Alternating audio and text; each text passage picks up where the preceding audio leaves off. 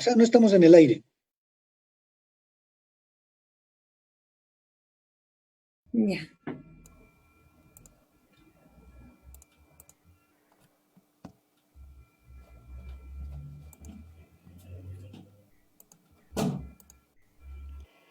Saludos cordiales, muy buenas tardes y bienvenidos a una transmisión en vivo de la Clínica de Especialidades Tumbaco. Gracias por acompañarnos domingo a domingo en este espacio médico organizado por Clieto.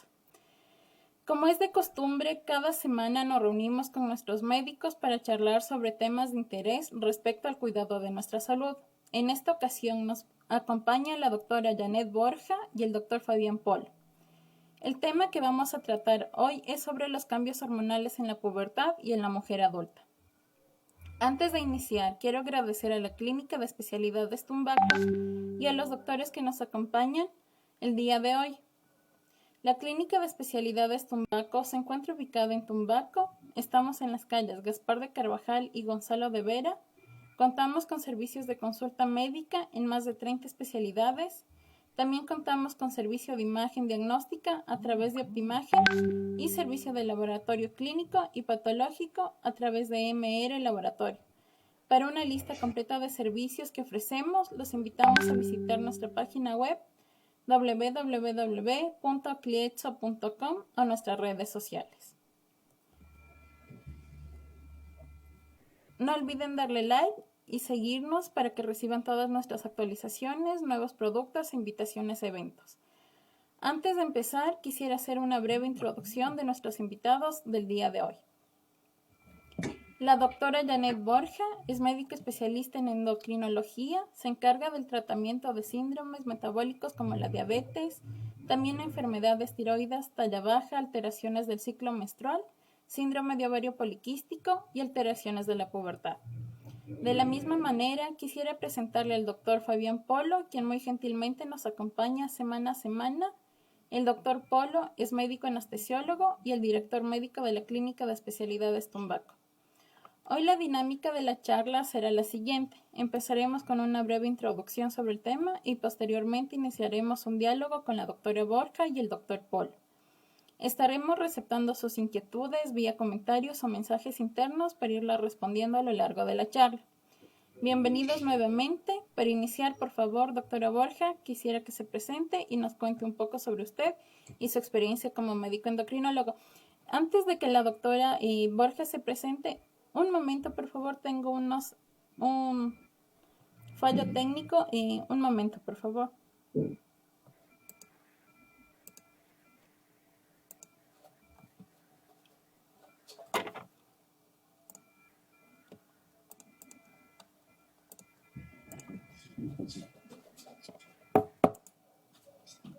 Doctora Borja, por favor, ¿nos puede dar una pequeña presentación de su parte? Buenas tardes, muchas gracias por la invitación a esta charla este día domingo para poder llegar a todo nuestro público que nos sigue día a día en Facebook, en nuestra clínica Tumbaco, que damos día a día la atención permanente a nuestro personal de toda la población Tumbaco, incluso de barrios aledaños. Soy la doctora Janet Borja, especialista endocrinóloga. La especialidad de endocrinología es una especialidad encargada del tratamiento de patologías tanto hormonales como metabólicas. ¿A qué nomás se refiere esto? Como enfermedades de la diabetes, de trastornos del colesterol, el hipotiroidismo, en los niños, trastornos de la pubertad, en mujeres hay irregularidades en la menstruación y en la mujer adulta la menopausia. En sí es la manera global en la que se dedica la especialidad a manejar todas las patologías hormonales y metabólicas. Estoy a las órdenes para cualquier duda. Bueno, creo que ya nos contestó las preguntas con las preguntas introductorias que íbamos a empezar. Bueno, primero, ¿qué es la endocrinología? Ya nos explicó cuáles son las enfermedades que trata un médico endocrinólogo de igual manera. En la charla de hoy nos enfocaremos en el campo hormonal. Los cambios hormonales son parte de la investigación de la endocrinología. Se conoce que a lo largo de nuestra vida vamos enfrentando distintos cambios hormonales como parte del proceso natural del crecimiento y envejecimiento. En base a esto, es importante que todos conozcamos. ¿Cuándo necesito acudir al endocrinólogo? Mm, Muy bien. Normalmente la gente no va directo al endocrinólogo.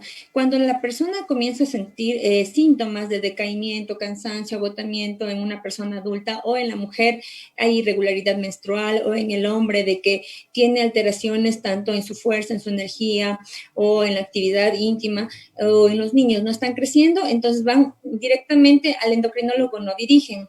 Sí, van directamente a un médico general, el cual va a referir al endocrinólogo. A menos que el paciente ya tenga clara su enfermedad y haya sido diagnosticado de lo que ya la patología hormonal que ya tenga, viene directamente al especialista. Generalmente el paciente, las personas acuden de primera instancia en los pacientes adultos a un médico general, un médico internista o un médico familiar, que son las especialidades de primera instancia. Y ellos son los encargados de interconsultar a endocrinología si ven la necesidad. Gracias, doctor. Otra pregunta. ¿La consulta con un especialista en endocrinología se debería realizar de manera preventiva?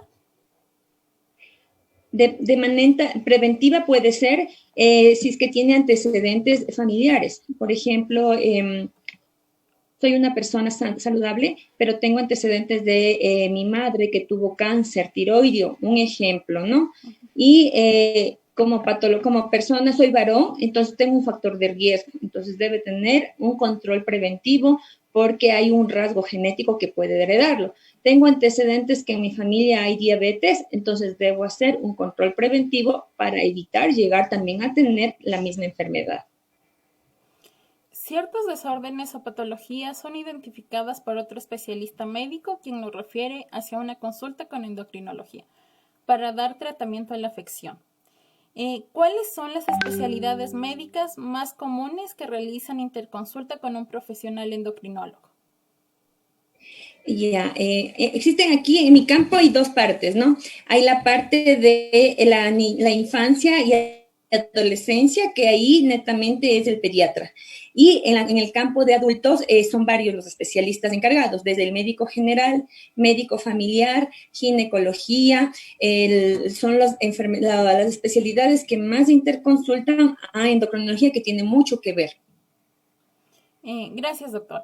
Ahora, para profundizar más el tema del día de hoy, doy paso al doctor Polo para que continúe con el diálogo. Una vez que terminamos con las preguntas del doctor Polo, continuaremos con las preguntas del público hacia la doctora relacionado con el tema de hoy.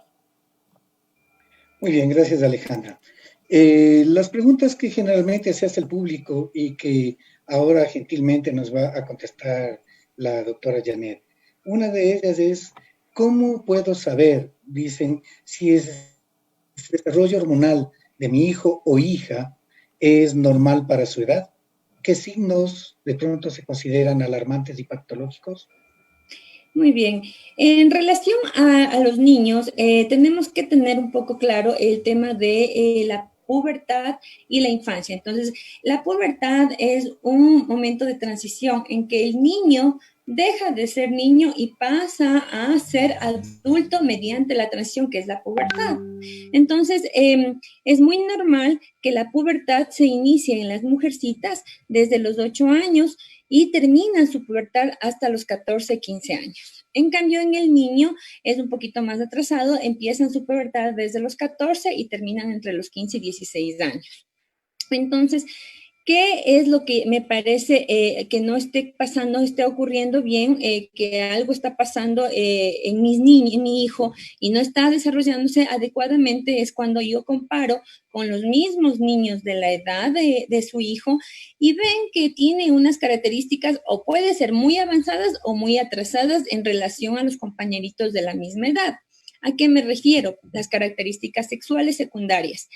Ejemplo, tengo, por ejemplo, un niño de 6 años que comienza a la niña a presentar senitos o presencia de vello a nivel genital. Entonces, esas son características de alarma que no es normal para que se presenten a esa edad, porque esos signos comienzan a presentarse a partir de los 8 años en adelante y es un proceso paulatino. Entonces son signos de alarma que llaman la atención principalmente el pediatra, porque es el pediatra el que va evaluando el crecimiento del niño y ahí es un signo de alarma que le dice, mamita, esto no está bien, su hijo está apareciendo estos signos que no está acorde para la edad del niño.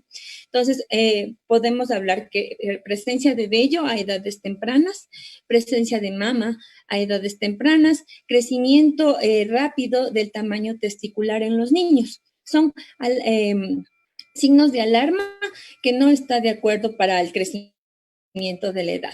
Netamente aquí nos ayuda guiando un pediatra, ¿no? Perfecto, muy amable, gracias, doctora. Ahora, en niños que nacen de madres que han tenido algún problema hormonal, llámese hipotiroidismo, llámese diabetes, en estos niños recién nacidos, ¿existe algún examen que nosotros como médicos debamos pedir, debamos realizar para ver cómo está el pequeño? Sí, claro. Por ejemplo, al nacer a los niños de madres que tienen antecedentes hormonales, siempre se les hace, no solo a los niños en general, en Ecuador nosotros tenemos un método llamado screening neonatal, en el cual diagnostican 4 patologías comunes. Una de ellas es el hipotiroidismo congénito, ¿no? Hipotiroidismo congénito, retardo mental, posible a futuro. Entonces, dentro de ese screening que le hacen al nacer, uno puede diagnosticarse. Cierto es que si viene de una madre hipotiroidea, no tiene un rasgo genético que el niño podría heredar, pero tiene que hacerlo el examen neonatal, el screening neonatal. Después del nacimiento, al año de edad, hacen el rastreamiento y cómo uno puede hacer el rastreamiento según las curvas del crecimiento, ¿sí? Si vemos que el niño está en la velocidad del crecimiento del niño no es correcta, no está avanzando adecuado a la edad, es un signo de alarma para comenzar a solicitar exámenes hormonales porque el niño no está creciendo. Perfecto, gracias, doctora. Y eso ya me contestó la siguiente pregunta, que era, normalmente el pediatra valora el peso y la talla en sus controles mensuales. Y claro, la cosa venía, ¿y en qué momento hay que pedir interconsulta a endocrinología? Cuando ve que esa curva no va del todo normal. Entiendo que así es, ¿no es cierto? Entonces, Así es, sí, netamente son las curvas de crecimiento las que nos orientan. Dice, mi hijito no crece y todos los otros niñitos veo que están creciendo, entonces es nos alerta que puede ser un trastorno hormonal. claro. Y también ya nos contestó una siguiente pregunta que estaba pendiente para el público en general. ¿A qué edad comienza realmente la pubertad y la adolescencia? ¿Son términos que se intercambian? ¿Son términos diferentes? Más o menos para aclarar el asunto. Sí, verá, esa parte quería un poquito extenderme aquí en este punto. Como les comenté al inicio generalmente, o sea, las secundarias de los niños. En las niñas, por ejemplo, es el aparecimiento del botón mamario de a poco y una vez que ya va apareciendo un poco de mama al año o a los 2 años de haber visto la presencia del crecimiento mamario, inmediatamente ya comienza a presentar la menstruación en las niñas. En niños, en cambio, es diferente. Vemos que lo primero que se puede ir viendo es un poco de vello y el crecimiento de testículos, pero tampoco es un crecimiento grande. Entonces, esto se va haciendo paulatinamente en el transcurso de 8 a 14 años de niños y en niños de 9 a 15 años. Entonces, eso quería un poquito aclarar en este punto. Perfecto. Quedó muy claro. ¿Y cuáles son los cambios hormonales que experimenta estos jóvenes Sí, en su vida? netamente quería, Alejandra, que me ayudes compartiendo la imagen sobre qué cambios hormonales pueden ellos presentar. Una imagen, por favor, me puedes colocar. ¿Qué cambios hormonales te pueden, ya? Aquí como vemos es un poquito, podemos observar estas imágenes, es un poco representativo de cómo nuestro cerebro tenemos una glándula muy importante a la cual yo siempre llamo glándula madre. Si ven estas dos bolsitas. Y acá arriba está el hipotálamo, esto está dentro del cerebro. Estas dos glándulas, esta glándula es la que gobierna todas nuestras hormonas, ¿no? Entonces, esto de aquí, esta de hipófisis llamada secreta, las glándulas que son propias de las características sexuales. Por ejemplo, del cerebro va a emitir una hormona para que estimule al ovario y que el ovario dé lugar a la formación de ovulación. Entonces, en la mujercita, ¿qué cambios va a comenzar a experimentar?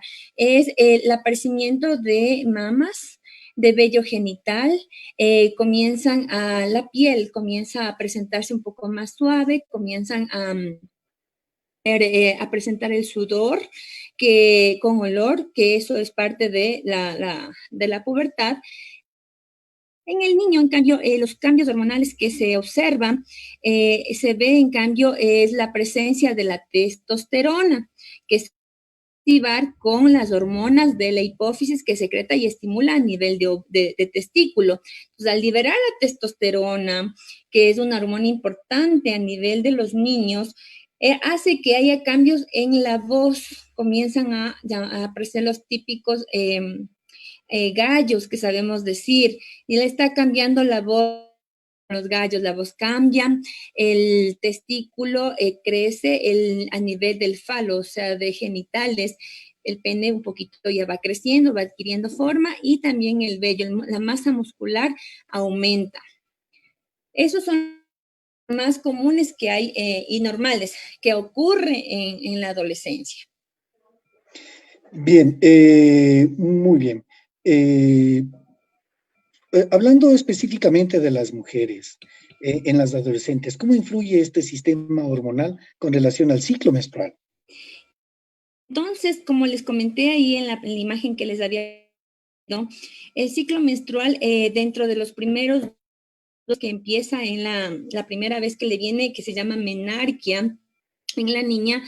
Generalmente no todas las niñas tienen un ciclo menstrual regular, hasta que la ovulación no es mensualmente, hasta que comienza a tener un ritmo de mes en mes. Los primeros 2 años en las niñas es de una manera irregular la menstruación y muchas mamitas consultan que está pasando algo. ¿Por qué? Porque no menstruó 2 meses y el tercer mes me menstruó, pero de una manera abundante. O hay veces casi nada. Entonces eso es muy normal al inicio de los primeros 2 años desde que vino la menstruación por primera vez. Perfecto. De hecho, eso me hace una pregunta que estaba fuera de contexto. Los primeros ciclos son anovulatorios en la mujer. ¿Eso tiene que ver mucho con las dismenorreas? En las niñas de inicio no, porque no es una dismenorrea para las niñas. Es hasta que el ciclo menstrual comience a tener su ritmo, su ciclo. En los primeros 2 años no se considera, pero si esto ya pasó los 2 años y persiste la irregularidad menstrual y hay una oligomenorrea, no menstrua o es demasiado fuerte los colimenorreas fuertes, tiene que ya comenzar a ser sometida a un estudio primero ginecológico y también hormonal, porque los dos van de la mano, ¿sí? Porque dice los intensos fuertes no aguantan, entonces de inicio sí puede ser normal, pero si ya se viene de manera permanente hay que hacer un estudio hormonal. Bien. Gracias, doctora. Y esto va de la mano con la siguiente pregunta. Hasta no haber alcanzado la madurez del ciclo, de los ciclos, como usted dice, algunas mujeres sufrir de amenorreas temporales, ¿cierto? Considerándose amenorrea, como ya lo dijo la doctora, por si acaso para el público en general, falta de menstruación. Ahora, la falta de menstruación, ¿cuándo se debería angustiar la madre? ¿Cuándo debería ir al médico? ¿Y cuáles son las causas de la falta de menstruación o amenorrea? Perfecto. Vamos pasando ya un poco más, ¿no? Por ejemplo, si ya pasó estos 2 años de etapa en que menstruación en una niña adolescente y ya va regulando, entonces existen varias causas de la menorrea, o sea, cuando no menstrua la niña. Una de las principales causas es cuando existe un ovario poliquístico, o sea, quistes en el ovario que no permite que menstrue regularmente. Esa es una de las principales causas que se da desde la adolescencia, la presencia de esta enfermedad. Existen otros cambios hormonales también, como alteraciones en la prolactina, que es una hormona importante para el ciclo menstrual, o alteraciones a nivel de la función tiroidea, que también causa que la menstruación sea ausente. Bien, como ves, todo un abanico de patologías que pueden aparecer, pero mencionamos el ovario poliquístico. El ovario poliquístico es una de las patologías que normalmente son muy prevalentes en las mujeres. Cada vez se estudia, cada vez se investiga mucho más del ovario poliquístico y aquí pues comienzan algunas preguntas. La primera es, ¿cuál será la causa, aunque no es una, cuáles son las probables causas de ovario poliquístico? ¿Cómo se diagnostica? Y aquí viene la bronca permanente. ¿Es el ginecólogo o es el endocrinólogo el que debe manejar esto? ¿Es un trabajo de equipo? A ver, esta enfermedad es una patología muy común últimamente, se ha vuelto ya muy común los ovarios poliquísticos y la primera especialidad en ser consultada es ginecología, porque la mamita ve que la hija no menstrua regularmente, entonces acuden a donde es ginecología para ver si existe un trastorno anatómico, porque ginecología lo que se va a encargar a ver si es que no existe algún problema, una masa, un tumor, algo en lo que es ovario o lo que es útero. Entonces, cuando no existe ningún problema en su estructura anatómica, está perfecto o solo es del ovario poliquístico, le hacen el screening, el perfil hormonal y ven que existe una alteración hormonal y es cuando ginecología refiere al endocrinólogo para que haga el manejo competente del tratamiento hormonal de esta enfermedad. Las causas en sí del ovario poliquístico son varias. Una de esas es el exceso de peso y no en todas las personas, ¿no? Porque se ha visto también en personas que no tienen exceso de peso y tienen ovario poliquístico, porque en sí el ovario poliquístico es una condición genética que predispone a una alteración de las hormonas androgénicas que estimulan una mayor cantidad de secreción de hormonas. Cuando digo androgénicas, estoy refiriéndome a la liberación de testosterona y la liberación de LH que produce el ovario. Entonces, estas hormonas, al secretarse en exceso por un problema genético que tengo, que es mi condición, causan que el ovario comience a producir sacos de agua llamados quistes. Los quistes, a su vez, ¿qué van a hacer? Estimulan a nivel pancreático que comiencen a producir un poco de insulina. ¿Sí? La insulina estimula a la glándula suprarrenal, que es una glándula que está sobre el riñón y que produzca más testosterona y se hace como un círculo. Entonces, mientras más andrógenos, o sea, mientras más testosterona, más LH, menos voy a menstruar, menos voy a ovular. Entonces, eso ya se va haciendo un círculo vicioso. Entonces, el ovario estimula al páncreas que produzca más insulina, la insulina a la glándula suprarrenal y la glándula suprarrenal al ovario. O sea, es como un círculo, ¿no? Y es lo que conlleva a que aumente de peso a un porcentaje de pacientes, a que menstrue, que tenga la presencia de síntomas, como cuáles, el acné. O a veces, por ejemplo, van a la dermatóloga por el acné y a la final el síntoma era solo un síntoma del ovario poliquístico. La siguiente pregunta que me dijo era, ¿cómo se diagnostica? Algo así fue, ¿no? Porque fueron varias. No, estaban varias. ¿Cómo se diagnostica? Y bueno, me falta como cómo se diagnostica, ¿no? Entonces, para yo llegar al diagnóstico, netamente, 80% es la clínica del paciente, ¿no? Los síntomas que refiere a la paciente. No menstruo, tengo acné, no puedo bajar de peso, tengo ansiedad por comer, me ha salido muchos vellos en el cuerpo, yo no era velluda. Son síntomas característicos que la paciente le queja. Entonces, ahí es cuando se puede someter a exámenes de imagenología, que sería un eco donde yo puedo ver el ovario. Por favor, Alejandra, compárteme la imagen del ovario con el útero.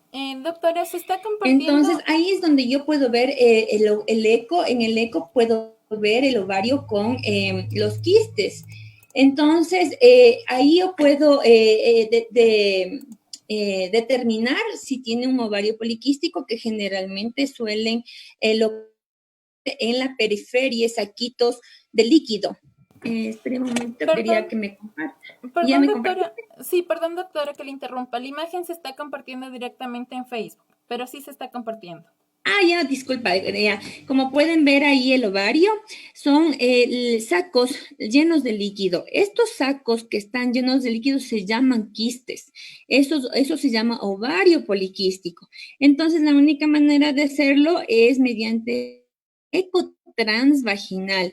Netamente se solicita este examen en una mujer que ya ha tenido o iniciado su actividad sexual.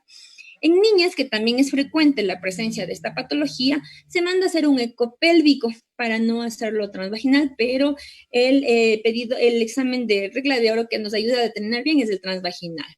Y se complementa con test hormonales de la función de ovario y de la glándula suprarrenal para ver cómo se encuentra el paciente. Hay que también un poquito destacar que no siempre yo encuentro quistes en el ovario, pero sí hay un hiperandrogenismo y hay las características totales de un ovario poliquístico. Doctora, disculpe que le interrumpa. Justo ahorita nos llegó una pregunta relacionada con este tema. Me parece importante hacerla en este momento. Dice, buenas tardes. ¿Qué tan grave puede ser el tener un quiste complejo hemorrágico en el ovario? Ya. Muy bien. Bueno, cuando es un solo quiste, yo ya no estoy de ovario poliquístico. Entonces voy un poquito a aclarar cuál es la diferencia entre un quiste y síndrome de ovario poliquístico. Cuando yo hablo de síndrome, es un conjunto de síntomas. Un síndrome de ovario poliquístico consiste en la presencia de acné en la región facial, generalmente en la parte de la quijada, es el ovario poliquístico donde más sale. Exceso de vello, y netamente complementamos con la imagen, la menorrea, lo que no menstrua, y con el eco, que donde están los quistes. Ahora, si me sale solo un quiste y hemorrágico, eso no se llama ovario poliquístico, eso es quiste hemorrágico que netamente ginecología tiene que resolverlo y dependiendo del tamaño. Si eso es muy grande, cirugía, ¿no? Por el riesgo de una peritonitis a futuro. Bien, bueno, nos salimos un poco del tema, esa era pregunta para más lueguitos, porque sí, diferente manera, nada tiene que ver con el ovario poliquístico. En todo caso, sigamos con la tertulia. Pero bueno, es bueno aclarar, muy porque bueno, también de una tiene vez, la tendencia a confundir. Por supuesto. Durante el embarazo, ¿cuáles son los exámenes que se debería hacer una mujer para descartar o controlar afecciones nutricionales o metabólicas que, por ejemplo, pueda tener? Ya, muy bien. Esta es una pregunta muy importante. ¿Por qué? Porque aquí ya no es solo la madre la afectada, sino también es el embrión, el futuro feto y el bebé. Es muy importante hacer un screening hormonal al inicio de la gestación, porque muchas madres ya han tenido alteraciones hormonales y se enteran cuando se embarazaron. Entonces no saben si ya tenían o no tenían. Entonces, cuando recién se enteran que están embarazadas, es muy bueno hacer un examen de laboratorio de la función tiroidea y también de la función pancreática. ¿Por qué yo estoy hablando de estos dos órganos importantes? Porque estos dos órganos durante el embarazo se ven afectados, no en todas las personas, en todas las embarazadas, pero sí en un porcentaje importante en donde existen trastornos en la función tiroidea por la presencia de la placenta. O sea, la placenta es un órgano vital para el bebé, pero para la mamita en muchas ocasiones no lo es. ¿Por qué? Porque le puede causar una enfermedad en la tiroides o una enfermedad en el páncreas. Como cuáles pueden ser en la sección de tiroides, puede ser el hipotiroidismo, el hipertiroidismo, crear anticuerpos que pueden ser transmitidos por la placenta y afectar al bebé. ¿Sí? Entonces es muy importante eso. O a su vez la inducción de la placenta también induce hormonas, afecta a nivel pancreático y conduce a tener una diabetes gestacional. Es por eso es importante hacer un screening al inicio del embarazo de estas hormonas que son básicas. Sí, y hablando de diabetes gestacional y de hipertiroidismo, ¿qué exámenes se debería hacer en el puerperio inmediato, por ejemplo, a la mujer? En el puerperio, dependiendo, o sea, no, si una persona durante el embarazo no tuvo nada, no hay problema. si la persona que tuvo, por ejemplo, abrió un cuadro de tiroides durante el embarazo, hay que hacer la función tiroidea después del embarazo, ¿sí? ¿Por qué? Porque, como le comento, durante el embarazo estaba la placenta que influenciaba en la tiroides causando hipotiroidismo o hipertiroidismo. Como ya da luz, el órgano que causaba el daño salió, que es placenta, eso tenemos que rastrear a ver si la función normalizó o ya quedó un daño permanente, porque existe un 50% de mamitas que quedan con el daño permanente, sea de tiroides, sea de diabetes gestacional. Entonces, a los 2 meses que ya ha dado a luz, o sea, tenemos que hacer nuevamente un rastreo de la función tiroidea y de la función de páncreas para descartar que no tenga tiroides, trastornos tiroides o trastornos de la diabetes del páncreas. Justo hablando de la diabetes gestacional, después del parto, a eso se le llama el puerperio que habíamos hablado. ¿Cuánto tiempo hay que seguir controlando la glucosa sanguínea en la mujer posparto? Ya, si esta persona, si la paciente fue diabetes gestacional, porque esto también hay que aclarar, tenerlo bien claro, cuando la mamita ya era diabética antes del embarazo, eso es diabetes tipo 2, o sea, Normal. diabetes. Si descubrió diabetes durante la gestación, quiere decir que le causó su placenta, le causó el daño de la diabetes gestacional, apareció por el embarazo. Entonces, la mamita tiene que hacer el rastreo al mes, a los 2 meses y durante todo ese año. ¿Por qué? Porque la mamita puede quedar diabética después del parto o puede normalizar y después aparecer otra vez, ¿sí?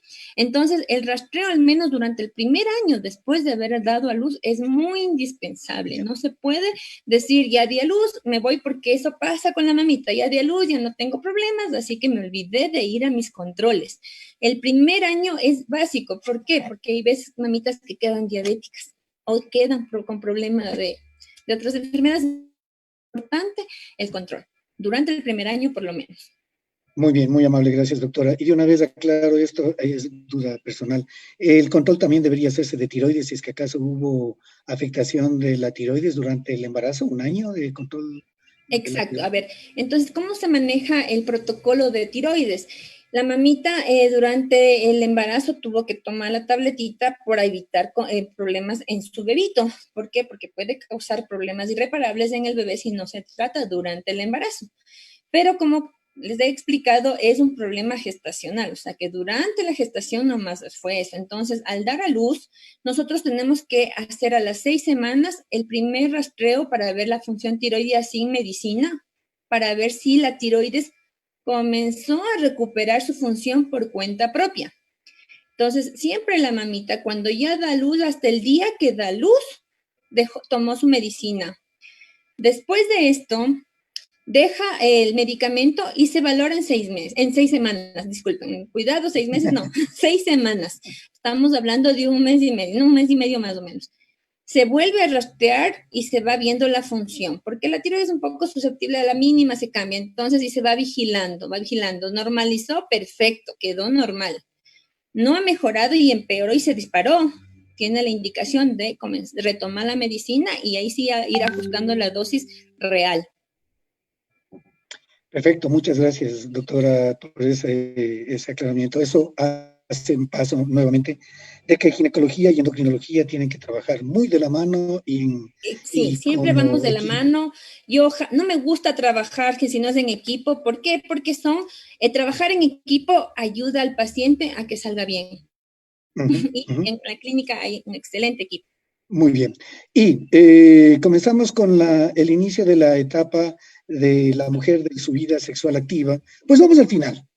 El final de la vida de la mujer es llamada climaterio, usted lo va a explicar de mejor manera. Y aquí dice, al final de la etapa reproductiva de la mujer se producen nuevamente cambios muy importantes en este desarrollo hormonal, llegándose al cese de la menstruación llamada menopausia. ¿Cuál es la sugerencia profesional endocrinológica y qué otras especialidades médicas deberían ya intervenir en esta etapa de la mujer? Bueno, hay que tener también aquí y aclarar, ¿no? La etapa de la menopausia es ya la etapa final de la función del ovario de una mujer. ¿Qué significa? Que ya está en proceso de dejar de ovular. Entonces, al dejar de ovular, deja también de menstruar. Esto no es de un día para el otro, es un proceso paulatino en el cual va así como al inicio en la adolescencia, entre que viene la menstruación y no viene y no viene, lo mismo es al final, entre que viene y no viene hasta que se ausentó totalmente. Igual es al final de la menstruación. Entonces, al final de la menopausia. Entonces, tenemos dos etapas en la que es la primera, que es el climaterio, que está 2 meses viene, un mes no viene, está irregular. Y cuando propiamente ya entra en la menopausia, que le consideramos que son 12 meses seguidos, no intercalados, seguidos sin menstruar, yo considero que la mujer ya dejó de menstruar, por lo tanto, ese ovario ya dejó de funcionar. ¿Qué significa dejó de funcionar? Dejó de secretar la hormona importante que secreta la mujer, que es el estrógeno. Al no haber estrógeno en el organismo de la mujer, comienza a haber cambios graves en una mujer. ¿Por qué? Primerito, el marido dice, yo ya no le aguanto el carácter, se ha vuelto, pero demasiado, yo no le soporto. Entonces, la señora dice que yo no entiendo por qué estoy así, ¿será normal, doctora? Es normal, porque ya no tenemos estrógeno. La señora comienza con calores intensos. En un minuto hasta que se incendia y al siguiente minuto se siente débil y agotada. Es parte de los cambios de la menopausia. Existe piel extremadamente seca. A nivel íntimo, en la actividad sexual, el apetito sexual disminuye, ya no tiene deseo. ¿Por qué? Porque existe una falta de lubricación a nivel genital en la vagina de la mujer, porque ya no hay estrógeno. La mujer no duerme, se ausentó el estrógeno, no hay sueño, está con insomnio, el marido duerme y ella no duerme nada. ¿Sí? Entonces ella amanece irritable, con cansancio, está sudorosa. Entonces, esos son los cambios propios hormonales de la menopausia. Bien, me asustó. Casi todos los médicos deberían intervenir ahí. Prepárese. No sé. Bueno, y tenemos una pregunta del público relacionada con esto, que dice, ¿cómo inicia la menopausia prematura o cómo se manifiesta?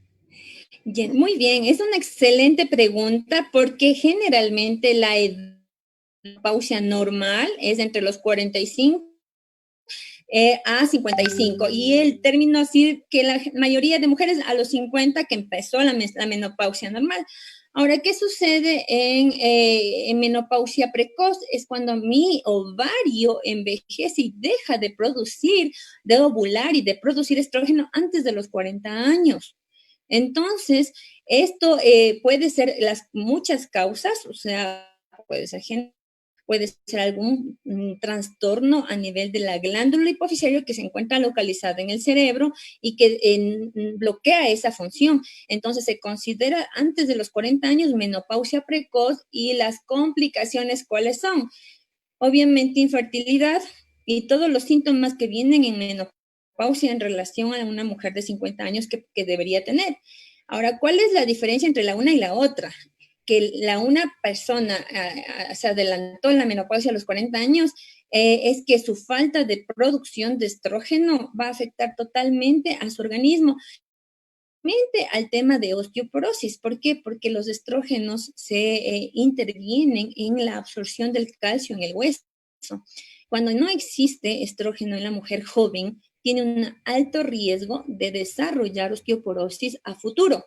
Es por eso cuando una mujer dice, a mí se me fue a los 30 años, a los 35 años, hay una indicación de hacer un rastreo óseo para ver si no tiene un riesgo de llegar a ser osteoporótica. Bien, importante esa situación. Claro. Una pregunta además. ¿Qué pasa si deja de tomar levotiroxina?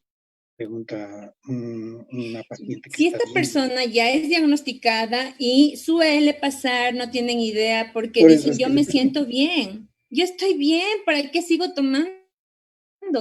Van a los acupunturistas, pero ya está bien, deje de tomar. ¿Qué va a suceder? Entonces, la hormona, la glándula tiroide es una glándula importante que influye en varios organismos que nosotros tenemos, como es el intestino, el corazón. Generalmente cuando dejan de tomar el medicamento, el primer síntoma es que el paciente comienza a dormirse todo el día, comienza a olvidarse las cosas, comienzan nuevamente los síntomas del hipotiroidismo, a caerse el cabello, y he llegado a tener pacientes que vienen hinchados totalmente, edematizados, de las piernas, por lo que hay un edema severo. Y lo más grave y complicado es el coma mixedematoso, ¿no? Que llegan a parar a terapia intensiva. Entonces, no recomiendo suspender el medicamento si ya es diagnosticado de hipotiroidismo, porque en sí es una deficiencia que no se puede mejorar con ninguna cosa, ni con acupuntura, ni nada de eso. ¿Por qué? Porque ya es una deficiencia de la tiroides que no capta bien el yodo de alimentos. Entonces, para completar al 100% la función, tiene que tomar la tableta, sustituir lo que está faltando en su organismo. El momento en que deja de hacerlo, deja de funcionar la tiroides y por lo tanto el resto de órganos, y comienza que se hinchan las piernas, que le duele la cabeza, que no menstrua, que el corazón comienza a haber una insuficiencia cardíaca. Son cosas importantes que hay que prevenir y no...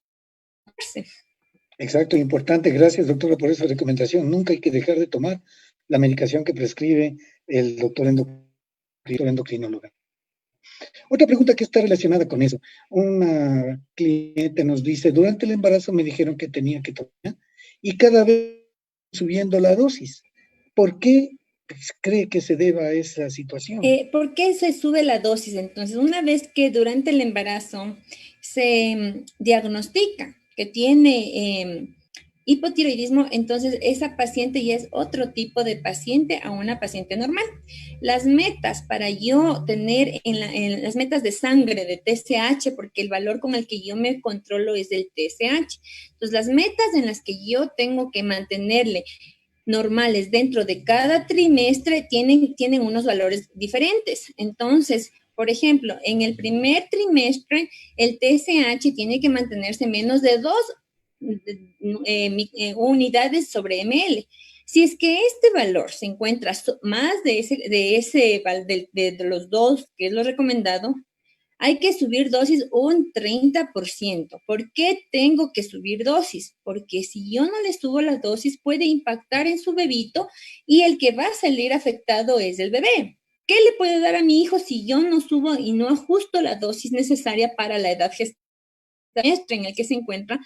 No va a crecer adecuadamente y el riesgo a futuro cuando nazca de tener un retardo mental. Entonces, por cada trimestre son unos valores distintos. Entonces, si yo veo que el valor no está adecuado, tengo que ajustar dosis subiendo más para mantener protegido que no va a haber alteración en el bebé. Perfecto, muchas gracias. Y para todos, ojo, a veces toca hacer evaluaciones para ir ajustando dosis, no solo en endocrinología, sino también en algunas otras especialidades. Entonces, sí es bueno seguir las recomendaciones del médico, por supuesto. Otra pregunta que nos hace un fan destacado, dice, mi mamá, textualmente, ¿no? Mi mamá tuvo extracción de ovarios.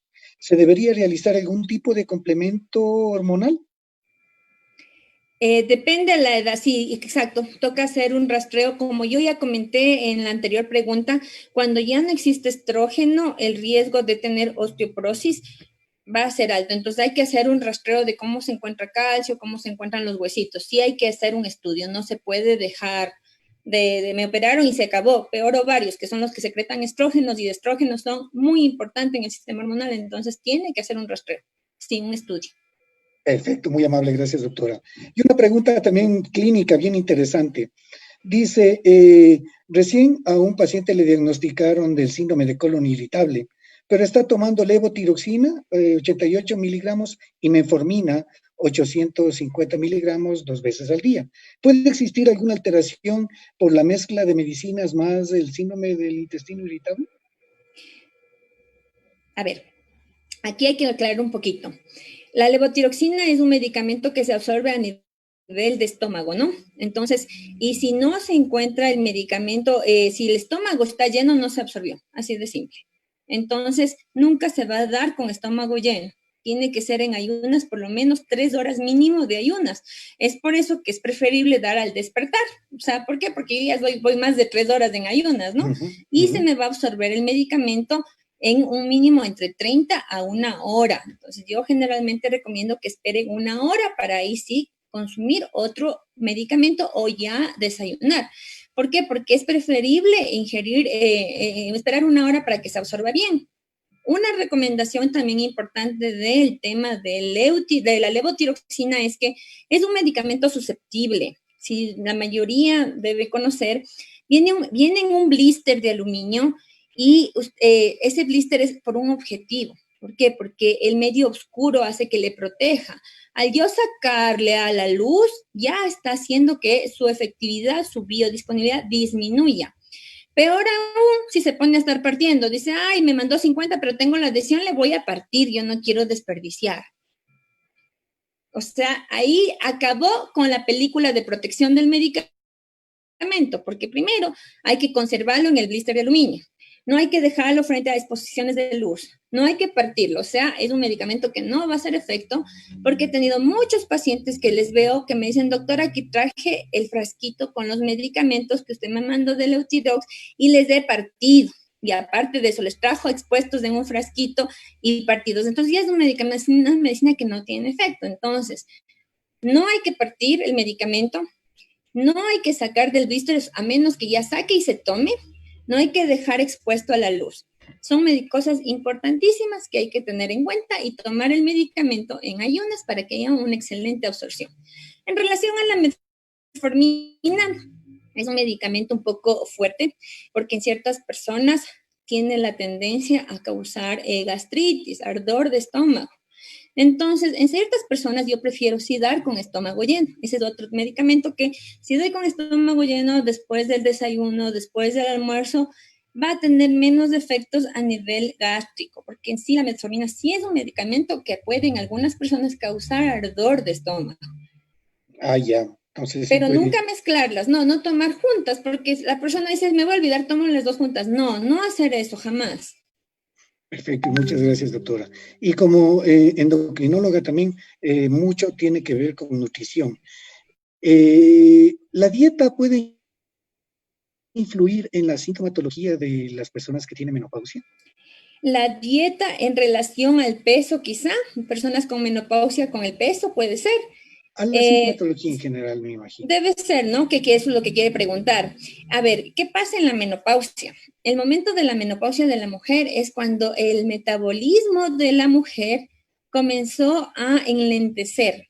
Si yo antes, o sea, antes me comía un pan y no me engordaba, ahora que yo ya no hago nada, no me como saludable y me comía aunque sea un cuartito de pan, eso me va a engordar. ¿Por qué? Porque mi metabolismo ya no es el mismo de antes, enlenteció. Entonces, el tipo de dieta sí va a influir un poco porque si come más carbohidrato, tiene que esforzarse 10 veces más para quemar lo que se está comiendo. ¿Por qué? Porque su metabolismo ya no es el mismo. La menopausia hace que su metabolismo se haga lento, ya no depende, ya es parte fisiológico del organismo. Entonces, la dieta influye, o sea, si come cosas saludables, obviamente no va a engordar mucho, pero tiene que igual estar en actividad. Ahora, otra pregunta que más o menos tiene que ver con todo lo que estamos hablando. ¿Cómo se debe seguir o cuál es la conducta a tomar cuando se ha extraído la tiroides? ¿Es qué? Cuando se ha extraído la tiroides. Ya. Cuando se operan de la tiroides existen dos casos, ¿no? Puede ser porque fue un cáncer de tiroides netamente, entonces ahí hay que seguir el protocolo de cáncer en el cual le sacan la tiroides, se confirma con el listo patológico que sí fue cáncer, entonces tienen que estar en el protocolo de tomar la iodoterapia, hacer el rastreo y durante los primeros 5 años de hacer un control seguido con endocrinología. ¿Para qué? Para que no vaya a haber reaparición del cáncer. En el otro, ese es por el lado si fuera en el caso de un cáncer tiroideo.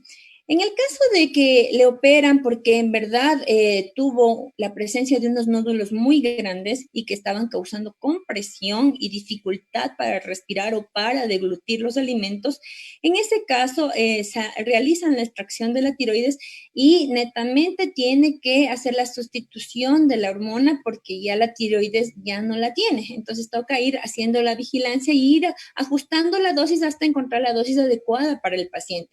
Ese paciente no va a ingresar en el protocolo de cáncer, no va a tomar yodo, solo tenemos que ir viendo la dosis de la sustitución de la hormona. Ya, sí, muy amable, muchas gracias. Yo creo que con eso quedó claro la pregunta del público. Y otra pregunta del público. ¿Usted ve que cada vez en las dietas, dietas saludables y todo lo demás, se recomienda restringir cada vez más la sal?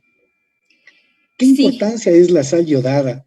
¿Y cómo puede es repercutir en exacto. la Esta tiroides? pregunta es tan importante la que le han hecho. No tiene ni idea esta pregunta. Le cuento que yo he tenido pacientes que quieren entrar en una dieta rígida y suspenden 100% la sal.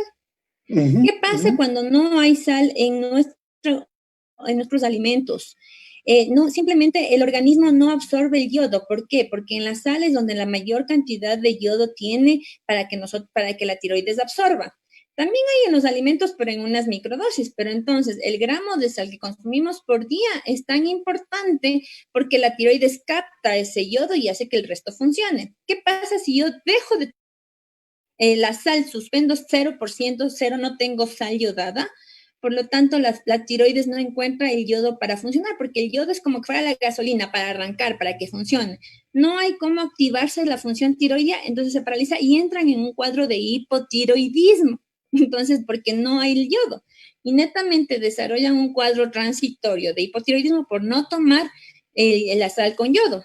Entonces, no entienden por qué reintroducen su sal normal y otra vez la tiroides ya comienza a funcionar. Entonces no hubo un daño permanente, pero le causó un hipotiroidismo transitorio. Entonces no recomiendo quitar la sal, tampoco recomiendo que se coman en exceso porque puede dar, ¿no?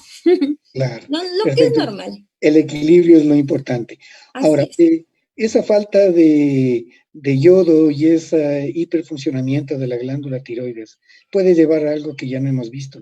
Yo al menos no he visto nunca algo. Sí, pues, o sea, puedes llevar a enfermedades que no necesitas adquirir, a los síntomas del cansancio, el sueño, el agotamiento, la falta de concentración, un estreñimiento severo, enfermedades que comienzan a presentar. Entonces, y es netamente porque suspendieron 100% la sal.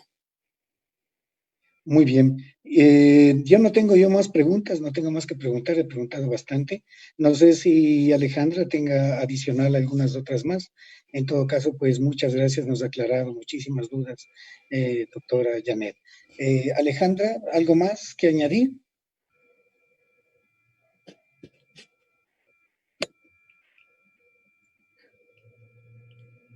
Casi digo murió. No te escuchamos, no se escucha el audio.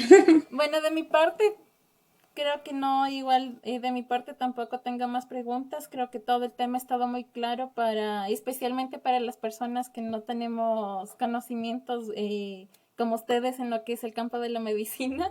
Entonces ha estado muy claro este tema. Eh, bueno, de mi parte, agradecerle, doctora, a usted por acompañarnos esta tarde. De igual manera, al doctor Polo por el diálogo del día de hoy. Como pacientes, a veces descuidamos nuestra salud por desconocimiento sobre los cuidados y controles que debemos tener en cada etapa de nuestra vida. El objetivo de este tipo de charlas es que tengamos la información a nuestro alcance para informarnos y poder cuidar mejor de nuestra salud y la de nuestros seres queridos. Hoy específicamente quisimos enfocarnos en los cuidados y controles que las mujeres debemos tener en las principales etapas de nuestra vida. Para dar continuidad a la charla, la próxima semana nuestra charla se enfocará en cuidados ginecológicos. Tenemos 2 temas en mente y cualquier sugerencia será recibida con gusto. Los temas que quisiéramos discutir la semana que viene son controles ginecológicos preventivos y recomendaciones de temas anticonceptivos. En los comentarios pueden dejarnos sus sugerencias y votar por el tema de su preferencia que se encuentra en la página de Clietza de Facebook. Como hemos mencionado en varias ocasiones, uno de los objetivos de CLIETSA es brindar servicios médicos integrales a nuestros pacientes. Disponemos de más de 30 especialidades médicas y un grupo humano y profesional que trabaja como equipo para su bienestar.